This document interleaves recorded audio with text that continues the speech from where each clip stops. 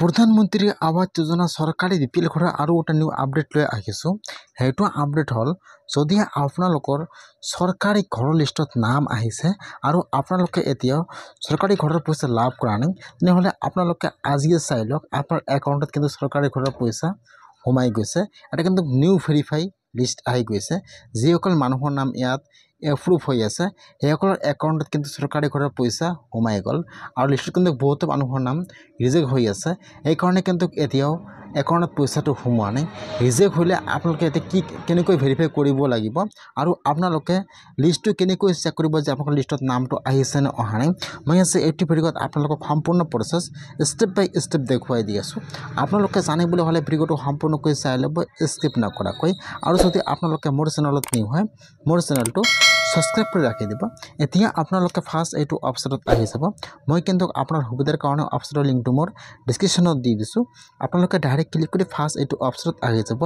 ইয়াত চাব 2 নম্বৰত দিয়া আছে আৱাসব। এতিয়া আপোনালোকে এইটো অপশনত আহি আৱাসবৰ ওপৰত ক্লিক কৰিব। এতিয়া এইটো অপশন অন হৈ যাব। তাৰপিছত আপোনালোকে এতিয়া ৰিপৰ্টৰ ওপৰত ক্লিক কৰিব। এতিয়া কিন্তু আপোনাৰ ওচৰত আৰু এটা নিউ পেজ ওপেন হৈ যাব এনেকুৱাকৈ। ইয়াত চাব ইয়াত কিন্তু বহুতো অপশন আহি যাব এনেকুৱাকৈ।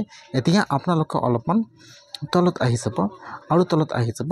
ইয়াত চাব ইয়াত যেটো এফ নম্বৰ অপশন দিয়া আছে EFMS ৰিপৰ্ট। ইয়াত চাব এফ নম্বৰত দিয়া আছে EFMS ৰিপৰ্ট।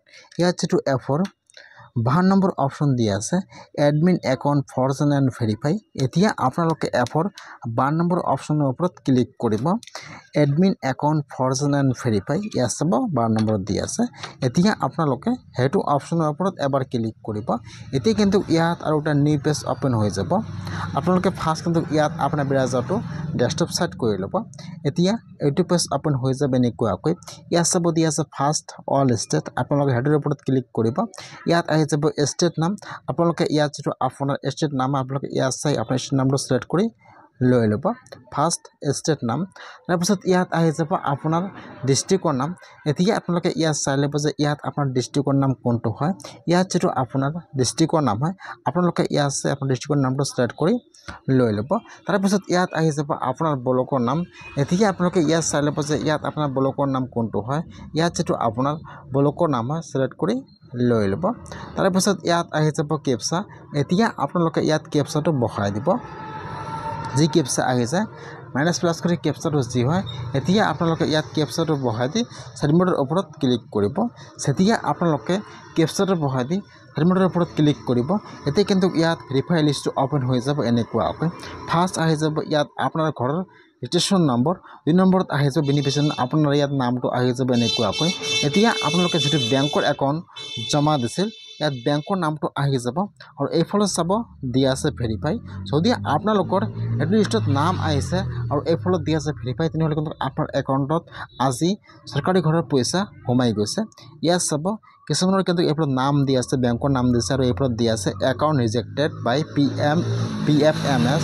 যদি আপোনালোকৰ ইয়াত লিষ্টত নাম থাকে আৰু ইয়াত লিখা থাকে একাউণ্ট ৰিজেক্ট তেনেহ'লে কিন্তু আপোনাৰ একাউণ্টটো ৰিজেক্ট হৈ গৈছে। সেইকাৰণে কিন্তু আপোনাৰ একাউণ্টত এতিয়াও চৰকাৰী ঘৰৰ পইচাটো সোমোৱা নাই। যদি আপোনালোকৰ লিষ্টত নাম থাকে আৰু এইফালে লিখা থাকে ৰিজেক্ট তেনেহ'লে আপোনালোকে আপোনাৰ পঞ্চায়তত যাই যোগাযোগ কৰক। আৰু যদি আপোনালোকৰ লিষ্টত নাম আহিছে আৰু এইফালে লিখা আছে ভেৰিফাই তেনেহ'লে কিন্তু আপোনাৰ একাউণ্টত চৰকাৰী ঘৰৰ পইচা সোমাই গৈছে। আপোনালোকে অতি সোনকালে আপোনাৰ বেংকত যাই চেক কৰক যে পইচাটো সোমাইছে নে সোমোৱা নাই। আপোনালোকে ফাৰ্স্ট লিষ্টটো চাই লওক যে আপোনাৰ লিষ্টত নামটো আহিছে নে অহা নাই। আৰু যদি লিষ্টত নাম আহিছে ভেৰিফাই হৈছে তেনেহ'লে আপোনাৰ একাউণ্টত